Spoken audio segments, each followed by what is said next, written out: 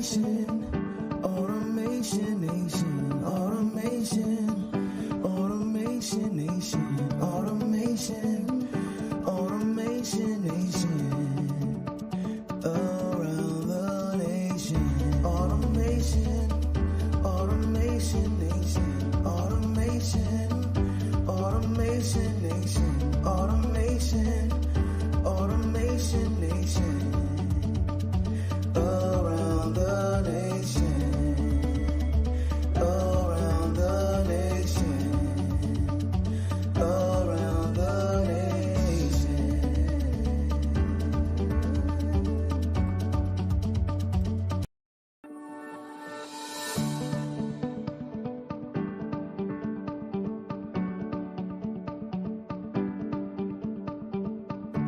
Welcome to the Automation Nation podcast, the show for business leaders, tech aficionados, and those who are just simply curious about where technology and business are going. Automation Nation is your gateway to understanding automation, AI, and the future of business. Don't get left behind. Tune in now and subscribe for more. Welcome to the Automation Nation podcast. Bring them back. The show a second time around. Yeah, we got to get that one. It happened last week too, man. That intro likes to keep playing. The intro wants to come back, you know, getting hype. Junaid, man, welcome. This is a conversation. This is our second conversation on the second podcast, but we've been having conversations for a long time. I've known Junaid for, it's interesting, Junaid Ahmed. Is that how you pronounce your last name? Yes. I've known you forever, but I've only said your first name, you know, so like, let me just get this clear. Yeah, man, so we met on LinkedIn years ago, and I remember how it all started with just trying to figure out, because this was when video was just added to LinkedIn, essentially, and folks were just started to come on board in 2008 or so. Right, folks are just starting to come on. 2018, 19. Yeah, I went way back. 2008. We don't want to talk about 2008. Okay, leave that. we don't talk about 2008. Right, but man, it was a long time ago. Yeah. But all this time, you have been building up your brand. You have been helping people transform their homes, their lives. When I say their homes, their home studios. You show somebody how to build their business from their home and look almost as good as you look right now. So if you're listening to this podcast, you might want to come and watch and see what this brother looks like, Junaid. I'm impressed, man. I'm impressed. We got some people coming in. Hey, I'm only talking the truth, or my nose will grow. We got Phyllis. Thank you. I'm 88. Hope I'm not too late to join. Okay. Never too late. Never too late. Loopy intro. Thank you. We're working on that. We're working on the loops. You know, sometimes you gotta jump through loops. That's what they said, Junaid. Loops and hoops. You gotta do it. Junaid is a master of home studio craftsmanship. That's what I'm reading off his LinkedIn here. If you're listening now or you're listening later, make sure you swing by LinkedIn, Facebook, somewhere. Check this guy out for sure. Junaid, master of home studio craftsmanship, enabler of entrepreneurial excellence. Okay, so Junaid is a name and philosophy for all seeking to elevate their home video studio game. As the founder and driving force behind Home Studio Mastery, Junaid has revolutionized how entrepreneurs, influencers, and creators think about the workspace. I just want to open up with that because it's the thinking about your workspace that is going to allow you to really optimize your work performance. And so, first of all, welcome, Junaid. I gave you kind of an intro earlier of how I knew you. I read a little bit of your LinkedIn. Now, why don't you tell folks who you are? Why don't you share a little bit about who you are, man, how you got to where you are today with this home, as a home studio architect? Absolutely, Rob. Well, thank you so much for having me on your podcast. Super excited to be here. I started with humble beginnings. I'm a tech geek. I'm a tech head. I love technology, and I've been in this space of creating content for the web. I go as far back as 2001. I was creating websites. I was creating graphic designs and whatnot, and that evolution took me to designing mobile apps, designing enterprise level applications. But I always had a passion of photography. I've always had a passion for filmmaking, and that started leaking into my brand. And as I started building my personal brand, I mean, I've had my Super Junaid screen name since, for 20 plus years. And I was like, hey, that is my personal brand. And it wasn't until I started podcasting that it made more sense to talk about who I am and what I love to do. And as the pandemic rose, I started to combine the two technologies of being in front of camera and being up front and center, bringing all of the technology and all of the setups that I've had done for films that we shot. It's all about staging. It's all about setting up the shot to see or to show what people want to see.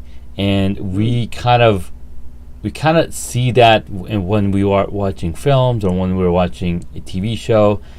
You have those typical shots. You go from one person shot to two person shot, and then they'll pan into somebody else entering into the shot or entering the room, kind of like that three camera set that you see in sitcoms and whatnot. And I was like, hey, that's really interesting. So I applied some of that technology, some of that philosophy into my own room. So I have a ton of mess going on this side of my room, down here, but you can't see any of that because I've staged the shot in my camera to only show you what I want you to see. So and I teach this to all of my clients in how to set up that shot so that you stand out and people are paying attention to what you have to say. Yeah, that's important. We want people to pay attention to what we have to say, especially if we have a product or service we're trying to get them to pay attention to. That's super important, man. Today, this podcast is powered by Simply Automate, so we'd like to ask all of our guests this question: if you could simply automate one thing in your personal life, what would that be? I love that question, and I'm a huge fan of automation myself, and I've added some kind of automations in my calendars because I live by my calendar. If it's not on my calendar, it's not happening, and I've actually had to hack my calendar and hack my mindset with my calendar to say, hey, from this time to this time, Junaid is working on this thing. From this time to this time, I'm working on this thing. So I run on the calendar. So if I can automate something, is that anytime that I have a task that I want to deliver, I want to make sure that it shows up on my calendar as well. So if I'm using the reminders app and putting stuff in there, if I can automate that to say, hey, this needs to go on the calendar at the same time, I think that would be pretty sweet. That would be pretty sweet. I think that technology exists. I think that exists already, man. All right, let's do this. I think we can pull that together. Speaking about pulling things together, man, let's talk about how you pulled this journey together, man. Like how your journey in video production. I talk about how we met, in 2018-19, but this started before then, I'm sure. And so let's talk about how that journey began and led to home studio mastery. Absolutely. So it was my very first camera I acquired. It was a film camera back in 1989, and I've been taking photos with it. But it wasn't until 1996 that my dad got this film camera, this not just film camera, but an 8mm video camera that could shoot video. And I got really fascinated on what it was able to do. Now, fast forward to 2013, I had been shooting videos with my smartphones with different cameras and point and shoot and whatnot. But it wasn't until 2013 my wife got me a DSLR camera that had a attachable lens, DSLR camera that you can change lenses on. And I was like, okay, I've got this badass computer device. I want to learn everything that is to it. So I took What about year was this? This is 2013. Okay. So I took about 15 different courses on lynda.com, now LinkedIn Learning, and different platforms on how to use the camera effectively. I took tons of courses on just understanding the camera, the philosophy behind it, but then also on Hollywood camera work. Like, what are the different shots that studio and directors use when they're doing when you're watching a movie. At the end of the movie, you'll see director or director of photography, director of cinematography. What are the terminology they're using to get the shots? So I took this Hollywood camera work class and continue to use that technology, use that video production. Now, it was in 2018, I was invited by my good friend to come up on stage to talk about mobile video production. And I had a little bit of success with creating videos using our smartphones, right? We're creating a ton of content. We connected through LinkedIn. We're creating video on LinkedIn using our smartphones and teaching on what it takes to build content. Now, I was like, hey, I know the ins and outs of video through the lens of a film producer, through a lens of a director of photography. How can I put this easily and simply so people can learn? So I wrote this little book called Mastering iPhone Video Production and shared this as a talk at this LinkedIn Live. Now, it wasn't until later I was like, oh, maybe I can record a little video course on it. And that took me into building my little home studio. But it wasn't until the pandemic hitting that I really spent more time in it. Because, when they say the grass is greener on the other side, it might be true because the guy on the other side is spending more time on that grass. Yeah, he might be watering it, So you gotta exactly. So you gotta spend time on the stuff that you want to grow. And the same thing happened with me. The more time I spent in my studio, the more cleaner and more level up I was able to do with it. But when I was traveling, when I was working and commuting, I didn't have enough time to spend on my studio. I only had enough time to work on my conversation, work on my speaking ability, work on my interview capability. So that's my little journey on how I launched and got into video production and home studio. That makes a lot of sense. So you were like the Chinese bamboo tree, the kind of growing underground, Mm-hmm.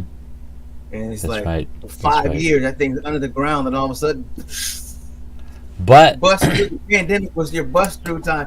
That's now right. You're gonna go 96 weeks, because you have all this time, Yes. and it was fortunate and unfortunate that all that time, because a lot of folks, unfortunately, that didn't use that time as wisely. But man, you used it very wisely, and here we are now.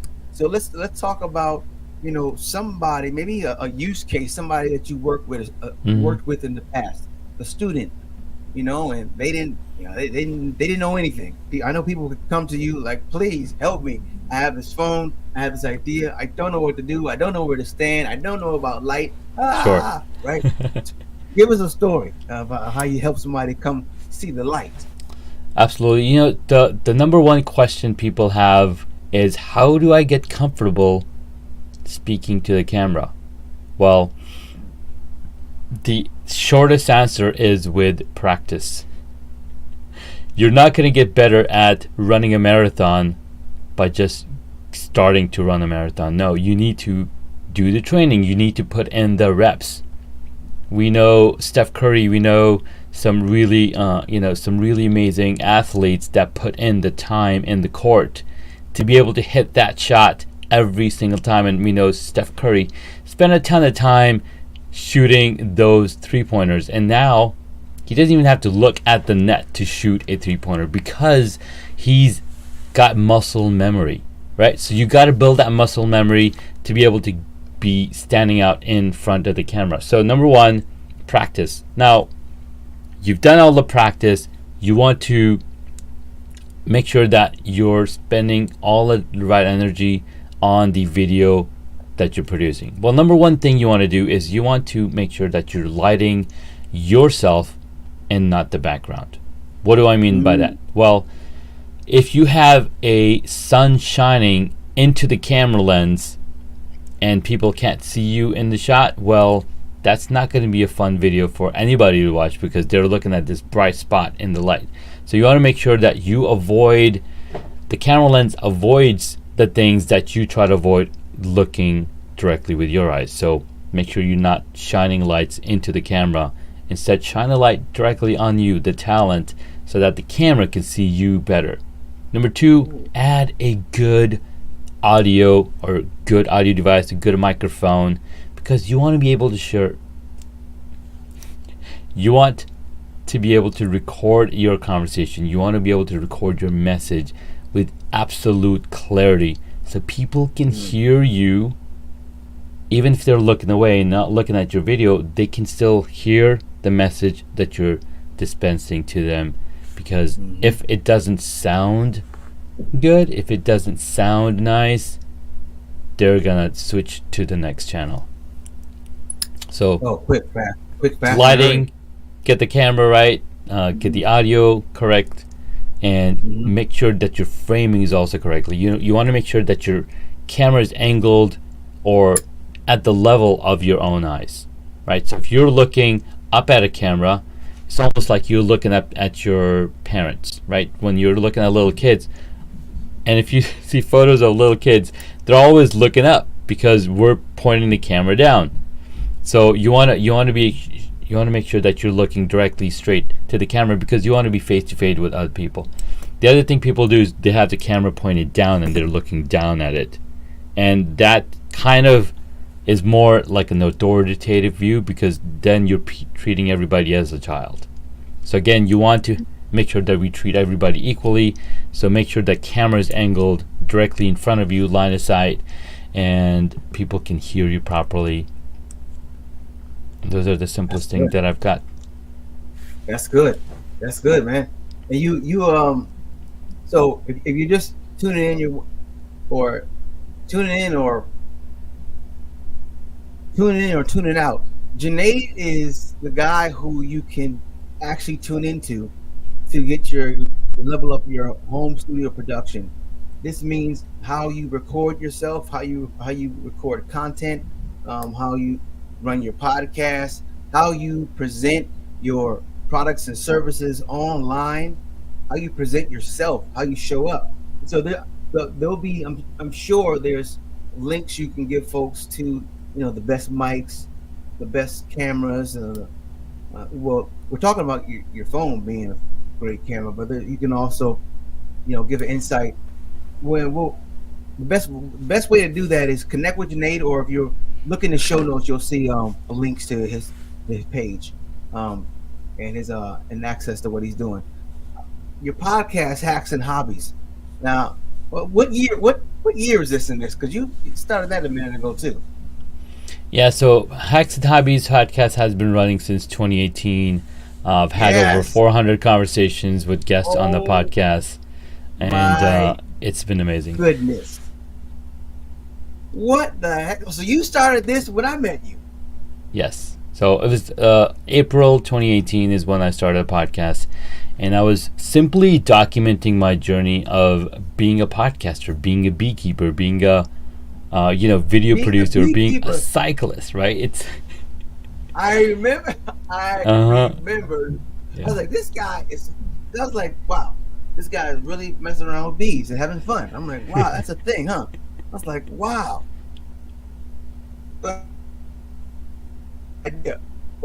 after I watched it, I mean, and listened and investigated, I said, "That's pretty interesting, man. What these P's are doing." And so, what are some key insights or your favorite moments you've had, while discussing entrepreneurship? That's a big conversation. Big conversation. What are some key insights or your favorite takeaways from your hacks and hobby? Well, Rob, I mean, let me. I want you right now. Right now, I want you to chat GPT over all 400 episodes. I want you to pick out, okay, the top three. Okay. Well, Rob, let me level with you, right? Because you're a parent, and so am I. And being an entrepreneur is like being a parent. You're continually growing. You're learning from your kids. You're learning from the business that you're doing. You're learning from your customers. You're continually learning. And the podcast was my way of not just documenting the journey, but also finding the stories that were hidden inside of me, because this was like early 2018, early 2017. In fact, my very first podcast launched in 2012, right? It only lasted 4 episodes, but I wanted to go back and do the podcast. Now, I had 2 co-hosts, and I depended on them to run the podcast.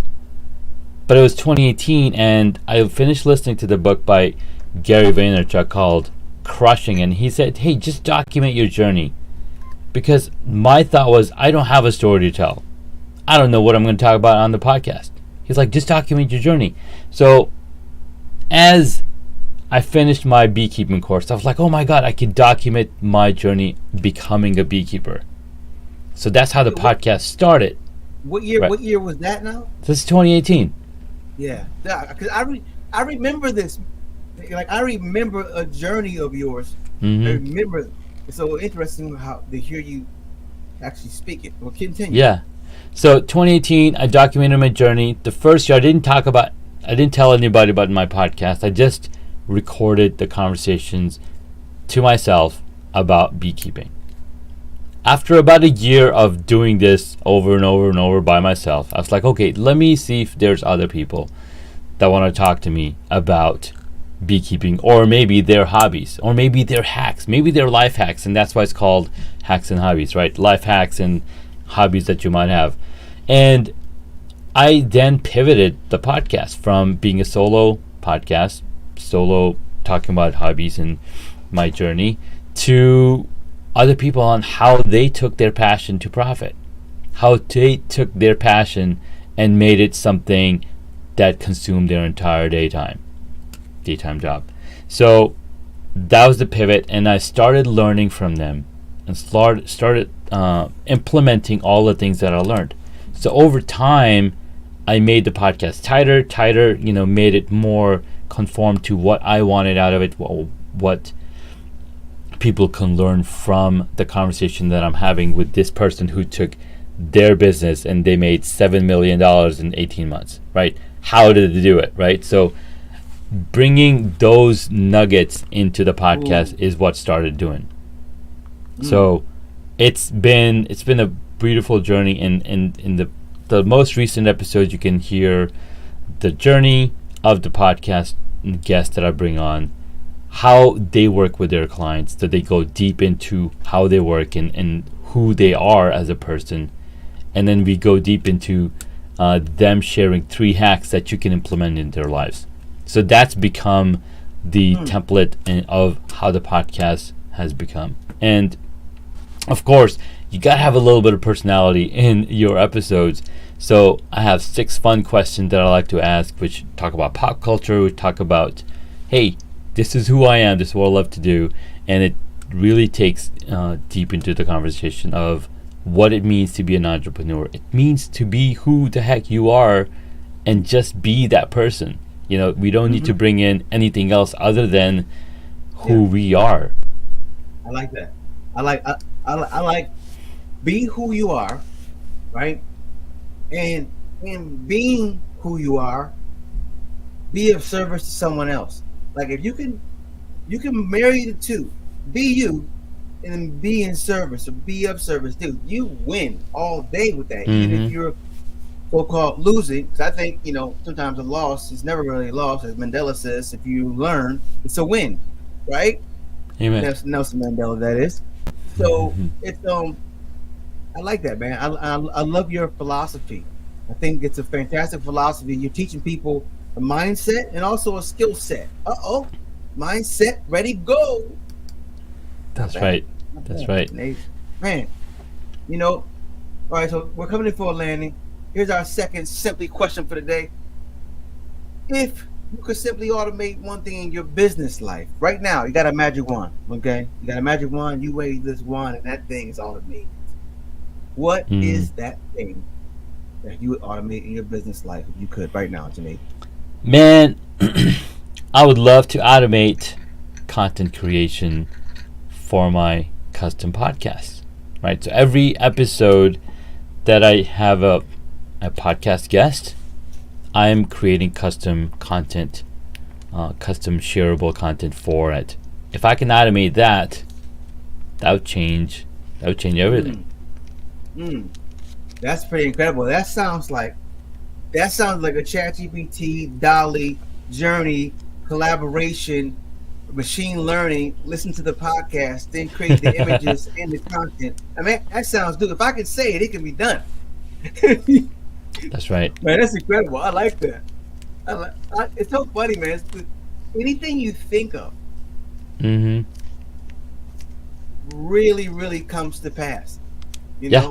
So it's like, how deep can you think, and then how sharp can you get your skills? Mm-hmm. Absolutely, I love that. So, give us this is your philosophy now. Let me see. We got our final question, man. It's basically, and it disappeared, but the question is, give us your best piece of advice in regards to automation or business. I mean, I think there's a lot of element to automation to what you're doing and what you teach people. A huge component, because we want to be able to put our lives into a place to where it happens effortlessly, and we can be in our creative mindset. Right? So you really help them get there. But give your best piece of advice out for the folks listening, and we're going to turn this into a quotable. Just get started, because the moment you reduce the time from your thought to action, just reduce that time, you will notice that you are moving so much faster than the people around you. This was the beginning of 2020. My cousin was like, hey, I'm starting a garden. I'm like, sweet. So I started thinking about starting a garden. 3 weeks later, he's posting photos like, dude, I grew this in my garden. And I was like, wait, what did you do? He's like, I started the garden. I'm like, oh crap, I didn't start mine yet. So I had to wait another 4 weeks before I could say, hey, I got some tomatoes and peppers in my garden, because you simply got to start. You got to sow those seeds in the ground. You got to water it. You got to do all of that, because thinking about it will not do any of that stuff. So you got to take action. You got to get started, and no matter what it is, there is a solution for it. And if you can't find somebody, if you can't figure out how to do it, just call up Rob, call up somebody who you think might know. You have a phone full of contacts. Just call up anybody and ask them, hey, do you know how to do this? Because I really want to do it, and just make it happen. Look, you don't have to. What is it? You don't have to be great to get started, but you gotta get started to be great. Yeah, that's So, right. That's you right. gotta get started, man. Just take action. I love it. I love it, man. What's the best way for folks to connect with you and listen to your podcast and follow what you're doing and become one of your students too? I recommend Junaid to anyone who's interested in taking their home studio production to the next level. Anyone looking to take their live streams, anything you're doing video production wise to the next level, this is the guy right here. How do they get in contact with you, man? Well, you can find me on LinkedIn, Facebook, Instagram, anywhere at Super Junaid. That's my screen name handle that you can find me anywhere. If you want to learn more about the podcast, again, I talk about my podcast on all of those platforms, but you can look up hacksandhobbies.com to learn more about the podcast. Check out the new episodes being dropped every week, 2 episodes a week. We have new guests showing up on the podcast. It's pretty powerful. And if you want to learn more about how to set up your own setup, I'm actually running a 5-day home studio rehab challenge in January of 2024, January 15th to the 19th. Just head on over to homestudiomastery.com/5-day, and you can learn all about it on there. And if you want a just reach out, connect, and we got you covered. Reach out. He got you covered. Nate, thanks for being on the Automation Nation podcast show, live stream. Home studio architect this guy is, and he will help you create some home studio mastery if you're looking to. Thanks, my friend. Thanks so much. Until next time. Automation Nation, Automation Nation.